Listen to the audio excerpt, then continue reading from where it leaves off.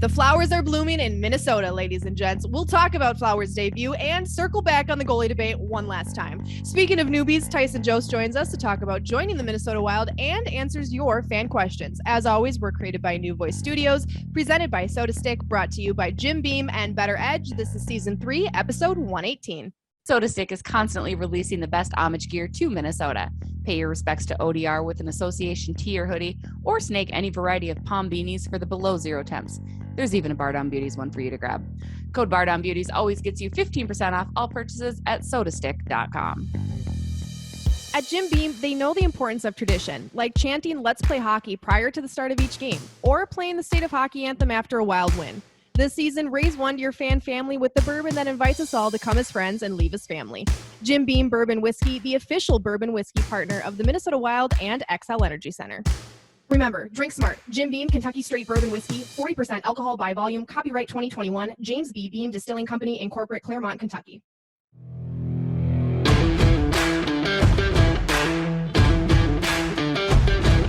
From New Voice Studios. Oh yeah, you betcha. Let's go to the boat. Discombobulate on the spot. Part of the Talk North Podcast Network. Fly out to Russia personally. Jesse Pierce. This is off the rails. We're only a couple minutes in. Alexis Pearson. We're not going to throw batteries on the ice at, Kirill Kaprizov. We're not that crazy. Bardown Beauties Podcast. Was it about guys getting hammered down low night after night? Everyone loves to crap on analytics, but the analytics do not lie here. We are firing Fred at the top of the hour. More hit. It's like tea. Starts now.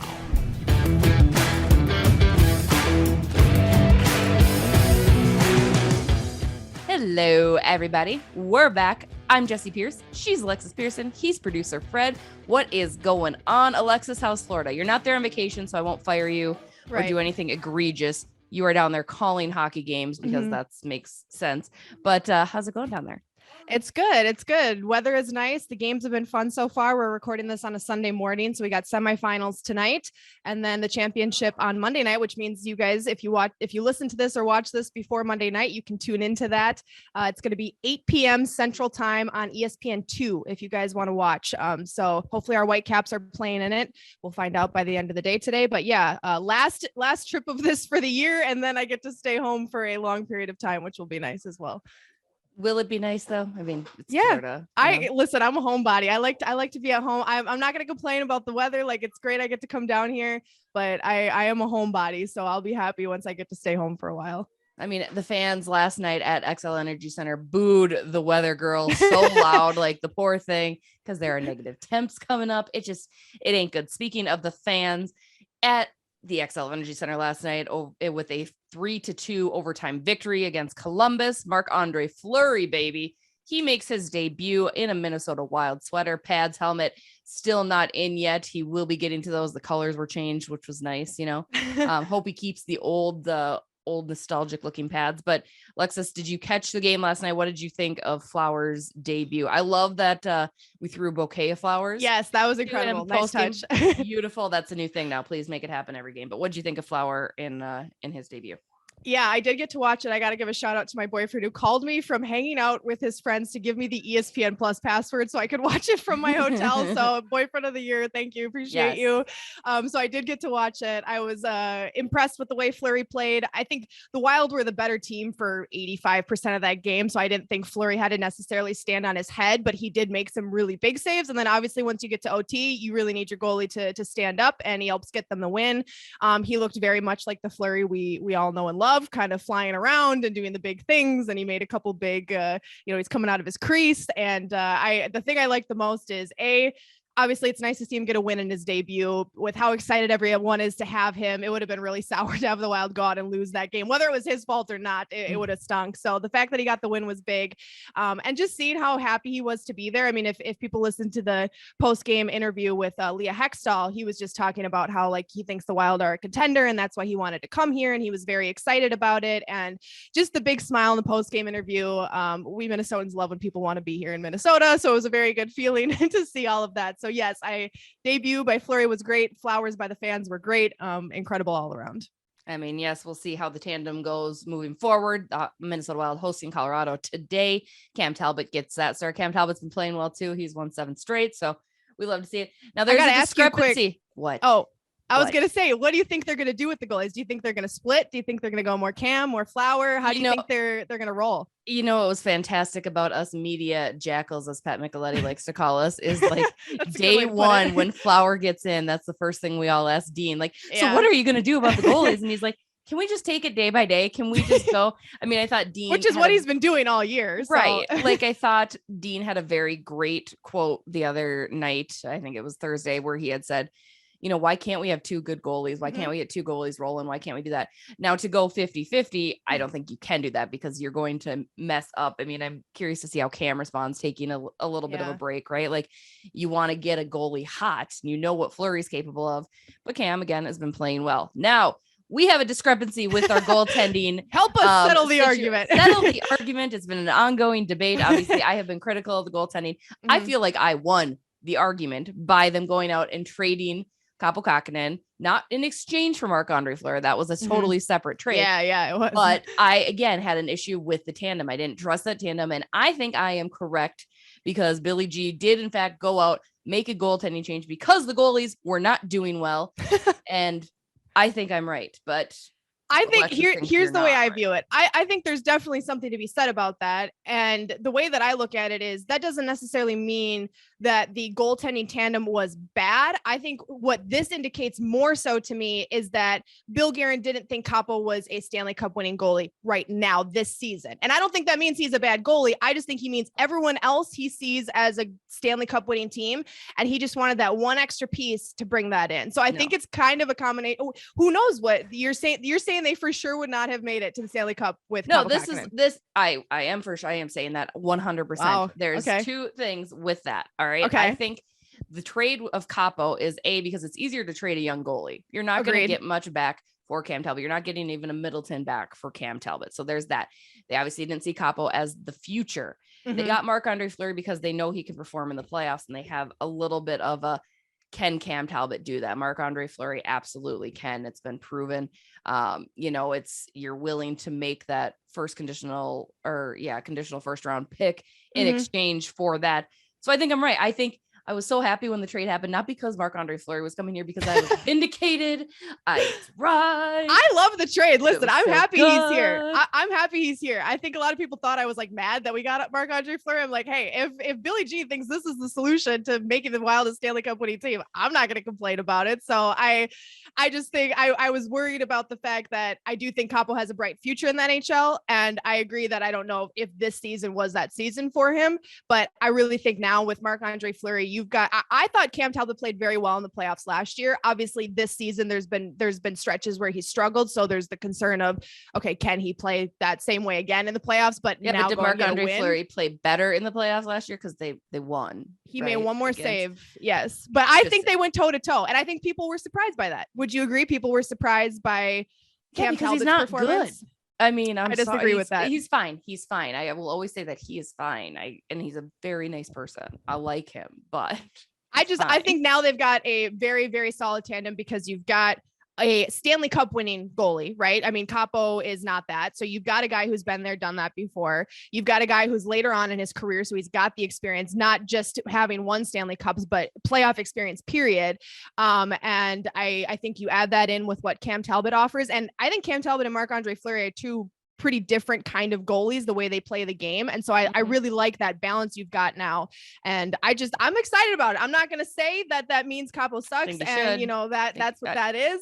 I'm happy about the trade. I hope the Wild go win. You owe me a beer because of it. At the end of the day is what it comes down to. You do. He didn't make the conference finals with Kaapo and Talbot. Okay, I have to preface this because I laughed after we made this bet, and go back and listen to it because I am like I'm a sneaky little B word when it comes to this. When we made the bet, I never said I owed you anything if I lost. The bet was only you have to give me a beer if they made it to what a bunch of trash.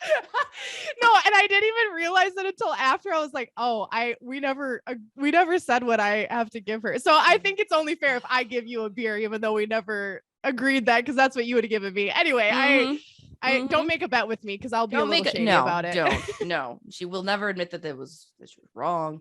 I got a home run for the guests on Score North because of my takes. Love to hear that. Love it. But speaking of new guys, we've got Tyson Jost coming up here in the next segment before we go and take that break. Shout out to BettorEdge, Alexis. I woke up on Wednesday morning and I saw something that made my eyes water a little bit, and it was you beating me in Beat the Butte. And every now and then I have a good week, and that was one of those good weeks, but I'm sure this week will be bad again, so it's okay. Fans were excited that it was you at 1 and 2, you and I at 1 and 2, and I was like, yeah, that's what we do. And I was like, God, I got lucky because we're really smart. What are you gonna say? Mm-hmm. Exactly. So don't forget to check out BettorEdge, BETTOREdge.com. Beat the Butte Tuesdays against me, Thursdays against Alexis. Hopefully you guys got in for some NCAA tournament action. Wow, Houston's out, Alexis. I'm sorry. I know. For us. Bummer, but we're all Peacocks now, so that should are we okay? Yeah. Sweet. Yeah, St. Peter's. We're cheering for 15 Cinderella story. Baby. Let's go. So again, we're gonna take a break. When we come back, Tyson Jost. It's hockey season, baby, and the best way to head into a new season is to be fully equipped with all the merch you need to cheer on your favorite teams. Oh, and some Bardown Beauties merch too, right? Right. We've got you covered. Literally, head over to teespring.com where you can find all kinds of custom design Bardown Beauties apparel, plus so much more. Joining me now, the least new of the new guys in the Minnesota locker room, Tyson Jost. Tyson, how are you? I'm great. Thanks for having me. Hey, thanks for coming on. Do you want me to start with the hardcore chirps right away, or do you want me to like ease you into it? Because I'm a Gopher fan. So North Dakota losing to Notre Dame has me a little giddy. I have to admit. Bring it on. You can start with the hardcore stuff right away, but that's just too bad that you went to Minnesota. So is it? I mean, there's a little more than there. What else is there in North Dakota? I get why people are so passionate about the hockey because that's all there is. Like it's cold, it's desolate. Come on. I mean, our facilities blow your guys' away, but hey, we don't have to get into that at all. I can't remember the last time the Gophers beat us either. I remember we came into the Gophers and beat them in Minnesota here when I played there. So at least I have that on you guys. Yeah, you're a youngin'. So I go back to like the Blake Wheeler days. I still will never forget that WCHA Frozen 5 when Wheeler in the hand, he scores, they win, and then the handshake line, and there's the whole kerfluffle. I mean, how much do you kind of miss like? First of all, what made you choose North Dakota? I guess I got to ask that question right off the bat. Yeah, it's one of the schools that I took my first, I guess, official visit or whatever it is.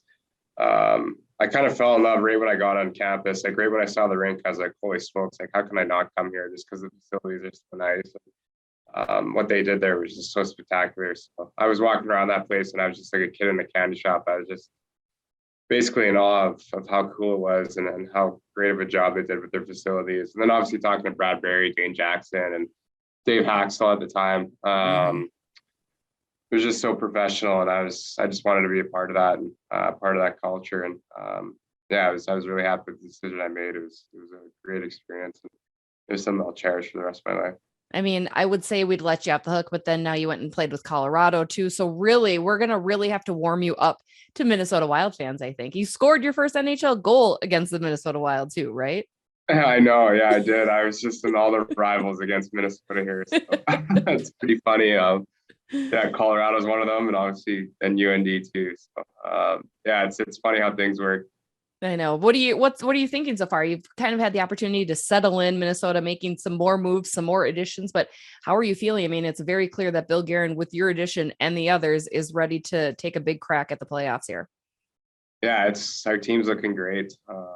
My experience so far with the Wild I have nothing but great things to say. It's been pretty spectacular, and the guys in the locker room are unbelievable. That's one thing that you kind of look for in a playoff type team is that people like a team that's going to want to make that push. You're going to have a tight group, and that's something that we have here in this locker room for sure. And I noticed that right away when I came in, and they were so welcoming, and all of us new guys. So on the ice too, we play that heavy game. We're very, very hard to play against. That's something that you need going down the stretch here and then in the playoffs as well. So yeah, it's been nothing but positive things so far, and I'm looking forward to being here for a long time. Speaking of chirps, we talked with Marc-Andre Fleury this morning, and he said the guys are kind of constantly picking at each other. Who's the biggest chirper in the room? I'm going to guess Dumba, but did Jordan Greenway give you any flack? Because his BU Terriers beat UND against you guys right back in the play or in NCAA when you were playing? Yeah, Greener actually has a couple things under his sleeve for me. I had that game against them where they beat us in double overtime. BU against UND. And then I also have the World Juniors in Toronto and Montreal, where USA beat us in the gold medal game in a shootout, and Greener was on that team as well. And that one stings a lot. Both of those games sting a lot. So yeah, we brought that up when we were out at St. Patty's Day, and I was about ready to come over the table and smack him a little bit, but I don't know how that would go because he's a lot bigger than me. But for guys chirping in the room, I mean, everyone kind of gets it. You get Brandon Duhaime's a little chirpy too. He's always giving it to Goalie and you are, and Dums goes at it a little bit, but it's good. You need that camaraderie, and it's just part of what makes a hockey team play. Right. And I mean, there's certainly a very tight knit group. I think everybody's seen that. That's part of their identity. You were a first round pick by the Colorado Avalanche. Was there any pressure that comes with that? I mean, it's so easy to be a first rounder and have all these expectations. How did you manage that? Because you were kind of up and down and all around. What was that like for you? And what has it been like for you in the development of your career so far? Yeah, there's definitely, I guess, a ton of expectations. And it's something you kind of just try to put in the rearview mirror, and you just try and go and play your game and stuff like that. And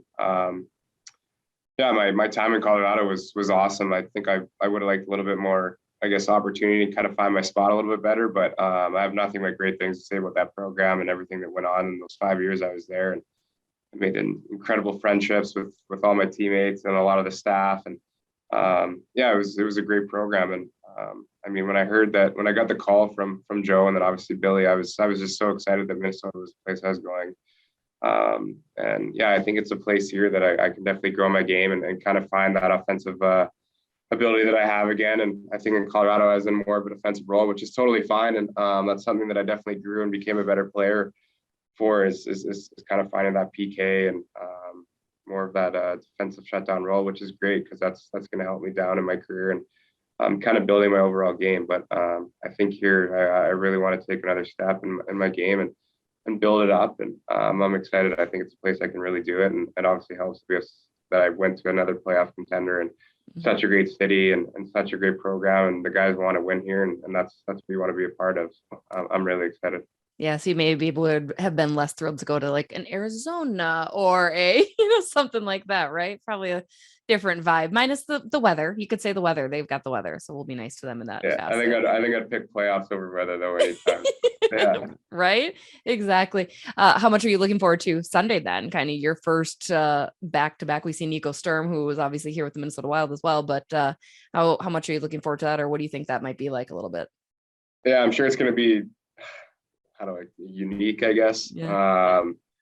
I've only played for one team in the NHL. I guess, I mean, two now, but one team for my whole career for those 5 years. And it was Colorado. So it's going to be, I'm going to be playing against a lot of my old friends. And I'm excited though. I'm excited to have them come in here. It's something I'm trying not to think about too much just because you can kind of dwell on a little bit and be like, oh, I can't wait for that game. It's going to be exciting, but it'll be a cool experience for sure. And we had some fans ask some questions, and one comes from Justin B. He said, what was it like to be traded to arguably the Avs' biggest rival right now? And, is that a different experience, you think? I mean, you've never experienced anything else, I suppose, but I mean, what did that feel like? Because Minnesota and Colorado do go at each other quite a bit, and they are considered probably pretty large rivals. Does that make things a little weird at first?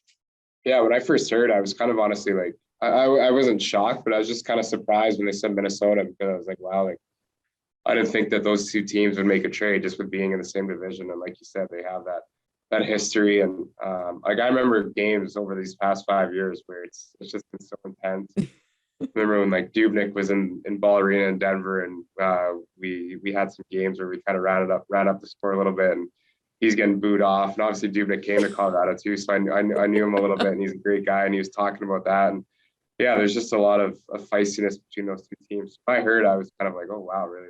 They actually get together and stuff like that. But I was really, really excited. Yeah, I'm excited for Colorado coming to town Sunday. Yeah. Last question on them.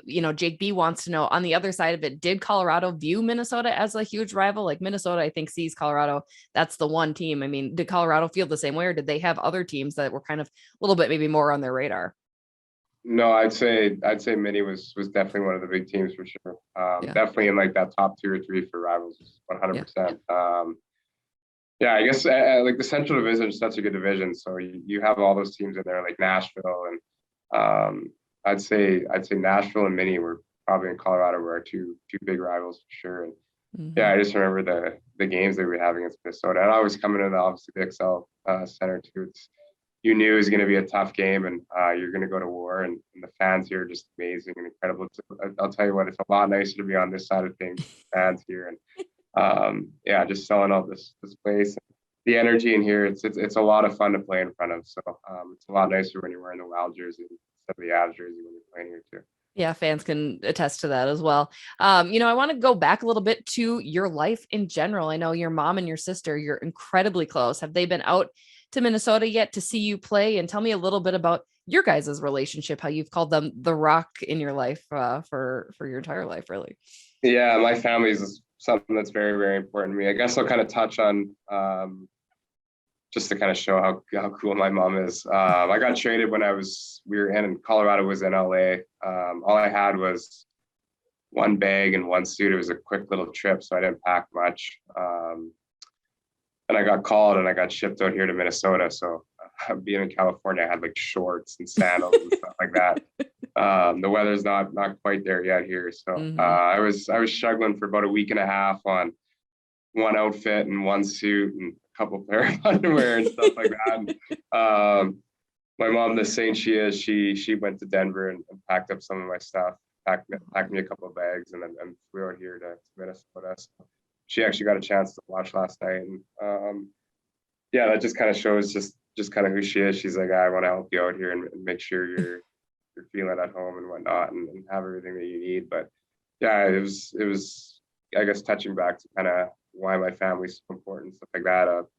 My mom was a single mom, so she raised me and my sister, all by herself since we were 5 or 6 years old. And I remember her running around all the time, like me to hockey practice, my sister to dance and volleyball. And right after she's been working like a 12-hour shift and stuff like that. And I'm yapping at her to go to the outdoor rink after all that. And, I mean, anyone could have easily said, like, no, let's stay inside, Tice. Like, I'm tired. I want to just sit on the couch. But she was the first one to be like, all right, we're going to the outdoor rink. You want to go to the outdoor rink after a 2-hour practice? Sure, let's go. So she just supported my sister's dreams and my dreams so much. And, just all the hard work and just all those little things. I mean, she put her life on hold for us. And I mean, as you get older, you realize how much that means and how much she's done. You kind of, I guess you don't really take it for granted as a kid, but I guess you don't understand the sacrifice that she went through and all the things that she did to make my sister and myself so happy. And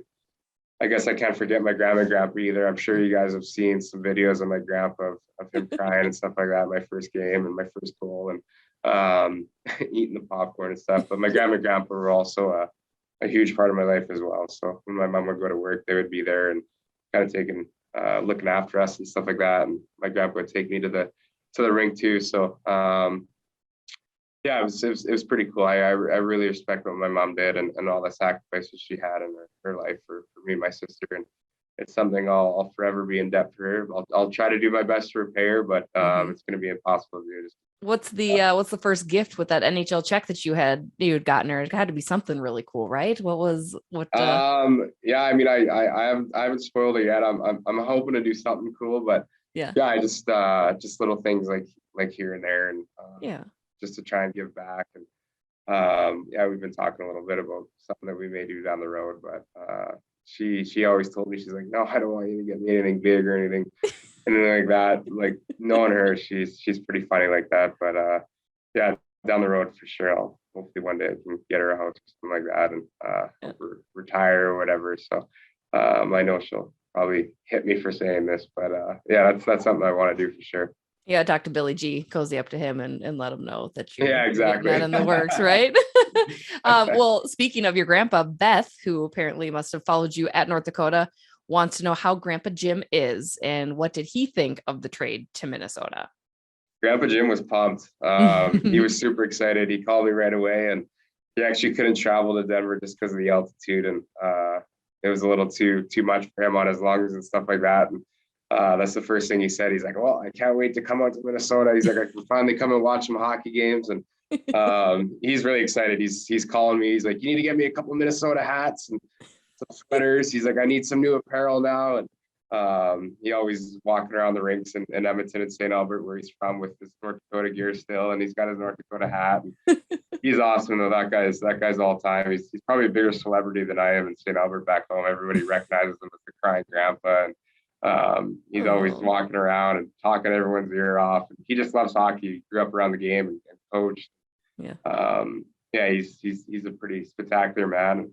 I owe a lot to him, and he's someone I just cherish to call my grandpa. He's a pretty special person. So I'm sure Minnesota fans will get a little dose of Grandpa Jim here pretty soon. I'm excited. Is he the reason that you started playing hockey then? I mean, obviously, just being Canadian, it's part of life similar to Minnesota, but I mean, was Grandpa Jim instrumental in getting you on the ice? I'd honestly probably say that my mom was really kind of the first step to it. She grew up around the game too, obviously, just because we came from a hockey family, and she had me in skates at a pretty young age. I was walking around in the basement at like 9 months in skates. She has pictures of me with like this big helmet on and skates. Then she was obviously taking me to the outdoor rink and stuff like that. And then my grandpa was right there along with me too. So those two for sure were pretty instrumental in kickstarting my career. Love it. You had said Grandpa Jim's donning the North Dakota gear. What made you choose college hockey? Because in Canada, that's kind of a rare thing to happen. What was it about NCAA that you were like, hey, this is the next step in my development? Yeah, it is very unique. I think it helped too. I had Dante Faber, who plays on Nashville Predators now.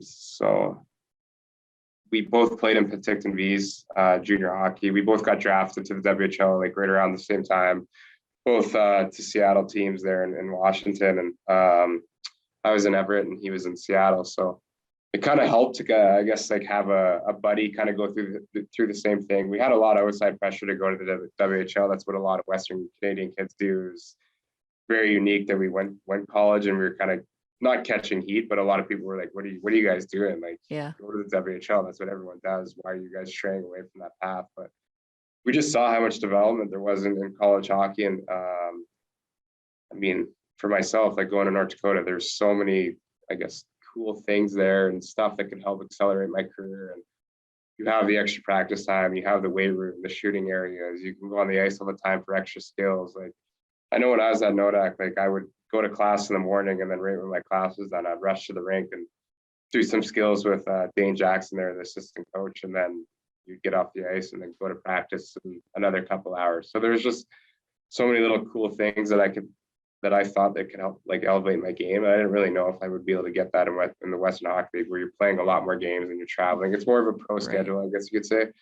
Whereas college, you have time to develop, work on your game. And Penticton too, the Penticton V's were just outstanding. Like that's a world-class program. And I know a lot of, I guess, Minnesota people have went to the V's too, like the Rileys and stuff like that. So I'm sure some people are kind of familiar with the program, but Fred Harbertson there is just incredible. And he really helped Dante and I kind of cherish those two moments and then sent us out to college. So it was really cool. I'm really happy with my decision and the route I went. I love it. 1 year at North Dakota, but what was the major plan? Are you going to go back, get a degree? What are your thoughts on the education? I know you've got a whole career in the NHL right now, and that's fine. But were there any degree plans? What were you thinking maybe? Yeah, I haven't. I've kind of pondered over a little bit. It's tough because I was only there for 1 year, so I still have a lot of work to do. So I guess we'll kind of see when my career is done in the NHL here, and then we'll kind of revisit some of that stuff. I'm sure my mom would love me to finish my degree, but that is a lot of work. So I couldn't do it. If I had to go back, I would be like, nah, I'm good. Like I just exactly. That's kind of what I'm telling myself right now. But I guess we'll see how I'm feeling and however long I got left in the NHL. So, yeah, you could always take Keith Ballard. I'm not sure if you're familiar with him, but he said he went back and got his degree because he left Minnesota after a couple years, and he took classes like underwater basket weaving and like really ridiculous things to get a business degree just to appease his parents and everybody. So it's maybe I'll have to take him up on that. Yeah. Exactly. Take the easy credits out. So, well, a couple more fan questions for you, and then we'll let you get rocking and rolling on your day. Johnson from Wisconsin, heck of a name there, buddy. Right. He wants to know, what are your thoughts on being able to move up and possibly slot in at the second line? He would love to see you between Matt Boldy and Kevin Fiala, and thinks that you could be a Hartman 2.0. I'm sure obviously you're not begging Dean for any movement just yet. But I mean, what are your thoughts? I mean, where would you see yourself playing? Or are you just kind of taking it game by game and saying, I'll go wherever the team needs me? Yeah, that's kind of my mentality right now. I mean, obviously we're making a push down the stretch here, and playoffs are coming up, and you don't want to put personal things ahead of the team right now. It's all about the team, and that's how it should be. That's how you're going to win hockey games, and that's what I want to do, is win a Stanley Cup with the Minnesota Wild. And wherever I am in the lineup, I'm just going to do whatever I can to help this team win. That's someone that's just the type of person I am, and just kind of my mentality. Obviously, do I want to take a step up in the lineup? Yes, of course. Yeah. That'd be crazy if I said no. And I want to grow my game and stuff like that. And would I love to be there in the future? For sure. But I know that I'm going to have to earn that and keep growing my game here and keep, I guess, building those blocks up. But yeah, right now I'm just ready to do whatever it takes to win and earn the coach's trust and keep growing my game. So yeah, would I love to be in that spot one day? For sure. So you wouldn't say no, right? Like, nah, yeah, I'm exactly. good on the fourth line. Yeah, I want to be the best player I can be. And yeah, I just want to help the team win and keep moving forward here. This one I'm curious about because I think I have an idea, but I'm not sure. So Kyle B wants to know, Old Dutch ketchup chips or all dressed? I don't even know what that means. So can you please explain? I know ketchup chips are like a whole thing up there, but what is all? Yeah, what explain, please. So have you ever had ketchup chips? I have like dipped my chips in ketchup once, as a child. Close to similar. That's disgusting. But how is that? In Canada, we got the ketchup chips, which are just delicious. Yeah. And then we got the all dressed chips, which I personally like a lot better. Okay. Basically, it's just, I don't even know. It's all dressed, like all the seasoning just together. And it's just a type of chip, and it is just incredible. I remember when I go back in the summer, all the guys would be like, all the trainers and stuff like that in Colorado, or even like in Colorado, we'll go to Canada, they'd all grab ketchup and all dressed chips. When we go to Vancouver to play the Canucks, they have it in the locker room. The trainers bring it in, and it's pretty good. So life-changing. America's missing. Yeah. Okay. All right. So you're going with the all dressed. All right. That sounds more appealing. All dressed is good. Ketchup actually is very good though. It doesn't sound great, but it's sneaky good. See, but it's just as good. Dip. All right. I will try a ketchup chip. You have to dip your chips in ketchup though, and tell me if it doesn't. It tastes just the same. It's got to taste the same. No, there's no way. No way. Well, we'll find out. We will find out. Another question from, speaking of the Vancouver Canucks, Brock Boeser was here. What was it like playing with him at North Dakota? Obviously, he's also kind of a love-hate thing. They hate him for going to North Dakota, but he's one of our own. So what are you going to do? What was it like playing with Bess? Yeah, it was awesome. Brock's just a great guy. He's hilarious. He's a pretty funny guy. He was great to be a part of that team. Obviously, I missed that national championship team by a year or two. I was a little too young. So I think what makes Brock even better is just how good of a guy he is. So I was actually texting him and Hayden Shaw, who I played with at North Dakota. They're both mini boys, and I was saying, am I going to stay in Minnesota for the summer here? Should I be a mini summer boy? And they're kind of giving me you need to stay down here. So yeah, it's something that I'm kind of going over and thinking about maybe doing. Well, I hear Brock's got a pretty nice place out on the lake, so there you go. Oh, yeah, Fire Lake there, yeah. That's you could use a room. Surfing and training and all that stuff. So yeah. And you could be at the Beauty League. Have you heard about the Beauty League? I have heard about that league. Yes, I have. There you go. Yeah. That'll be a good time. Speaking of living then too, I guess going back, Nico Sturm, I heard you lent your place out to him when he moved to Colorado. Is that right? Yeah, I was talking to Whitey. It hasn't happened yet. I actually have all the new guys that got traded to Colorado. I've had every single one of them ask if they could rent out my place. So I'm trying to figure that out right now. There's just so many moving parts. I don't think that's one thing that people really realize is how much kind of goes on behind the scenes. Like, I'm trying to ship out.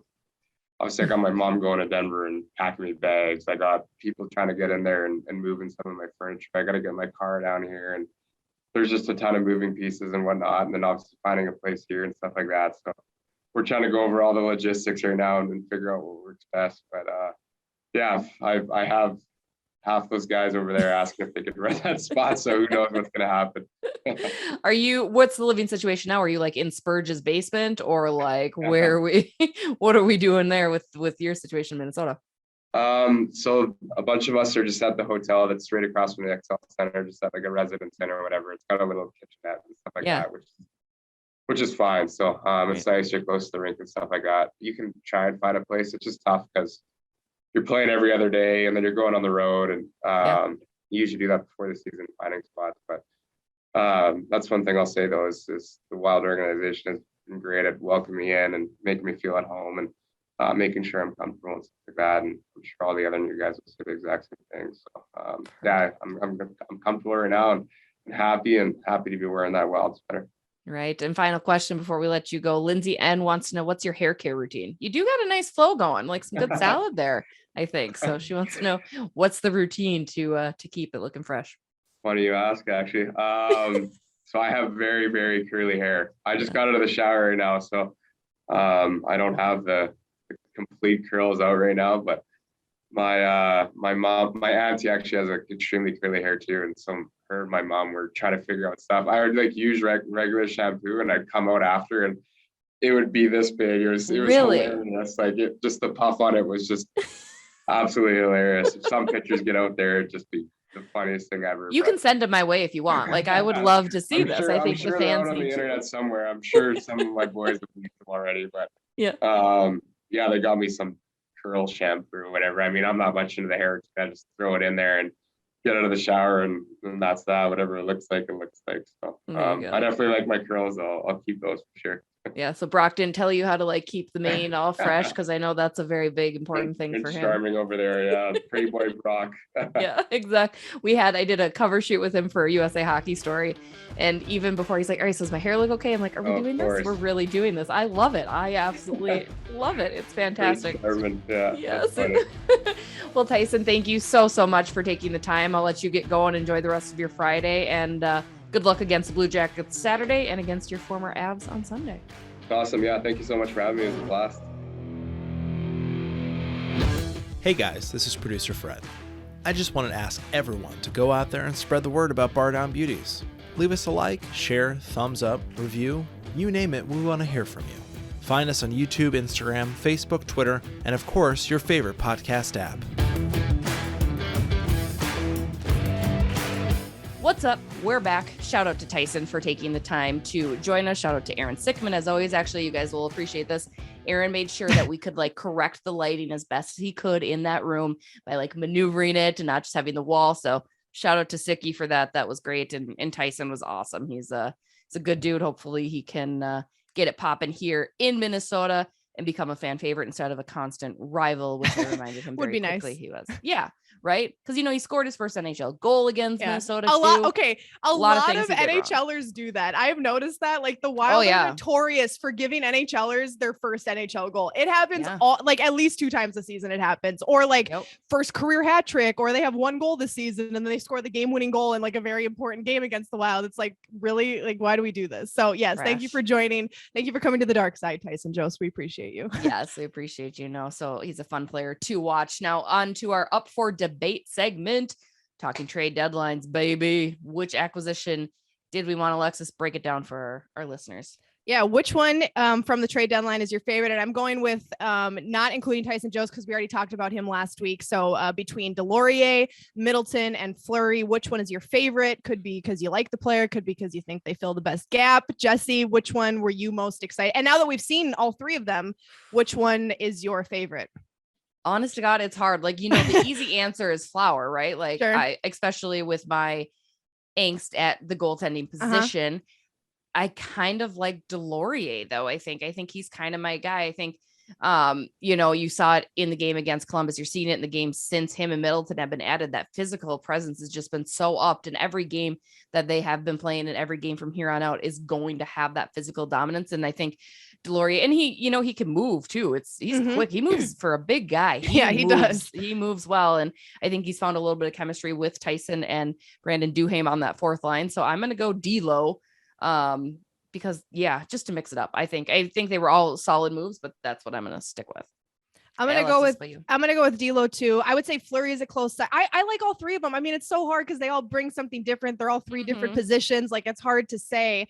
I thought Middleton had a great game against the Blue Jackets. I thought he stood out more in that game than he did against the Canucks, which not to say he played poorly against the Canucks, but I think he did what Bill Guerin brought him in to do against the Blue Jackets. But I got to go with D'Lo too, just because that is the kind of hockey player I love. Like everybody knows that is like, that's the kind of guy I want to root for. So I got to go with him. And just because, I mean, he made an immediate impact, comes in, scores a goal. He's pushing people around. He's standing up for guys. Like that's the kind of player that I want. And that's the kind of player that I think the Wild were missing a little bit of that. I mean, and it's funny because on the broadcast for the Blue Jackets game, they were talking a lot about how the Wild are kind of bullies sometimes and they'll push you around and they'll do this and that. And I think at certain points in the season, Wild fans and media would maybe argue that wasn't the case, that they didn't have a lot of that.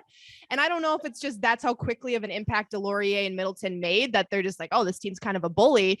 But I do think that adding Delorier, just that one piece, did make them that much more of that kind of team who will get in your face. And so I really like it. And I think doing the interviews with D'Lo and hearing like what he's had to say, just like him saying like, I don't have a skill set, and then goes out and scores a goal. And like, I'm here to protect Marcus Foligno and he needs the points. I'll sit in the box. Like it seems like all three of the guys who've joined the Minnesota Wild have just blended in so seamlessly with the team. And it's tough to get traded mid-season. Like even Marc-Andre Fleury was saying that last night, like I've never been traded mid-season before. I didn't know what to expect. Like it can be a tougher transition than being traded in the off season when you have more time to get used to your new team. And so the fact that all three of these guys just jumped in, have made an impact in the way that they were expected to, is big. But I got to go with Delorier. I'm a huge fan already. If I didn't already have a Marcus Foligno fan club, I'd probably be starting a Nick Delorier one. So that's where we're at. So well done to Bill Guerin one more time for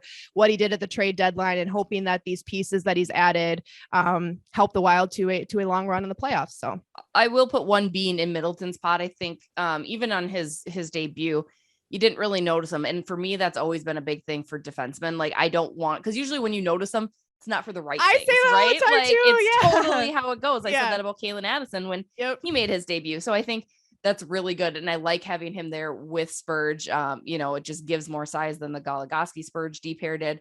So that's my one, being in the cap. Like that's also a good pickup. And he's just they're all really great people. Like Marc-Andre Fleury, it just smiles galore. And Middleton, hey, nice to meet you. So excited to meet us. And DeLorean the same way. So but that's a DeLorean? testament. I called him DeLorean, guys.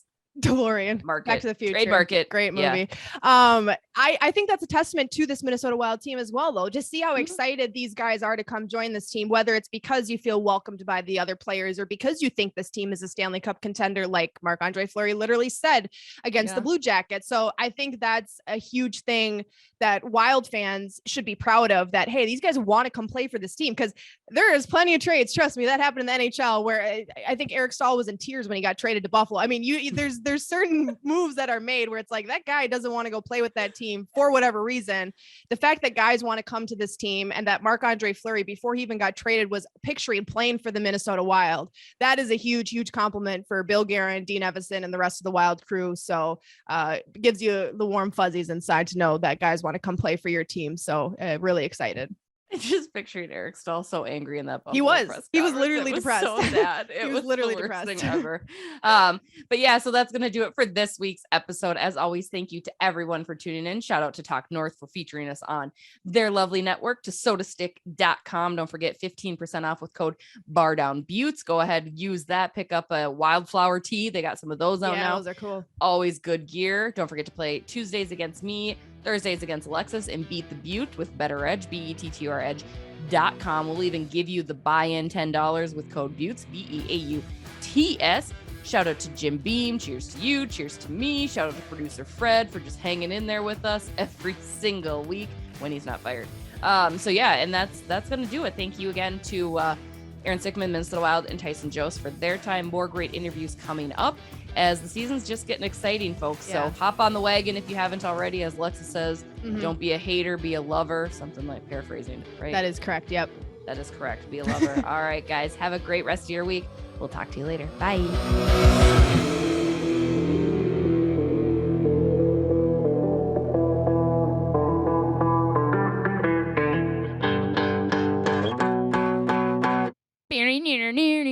Near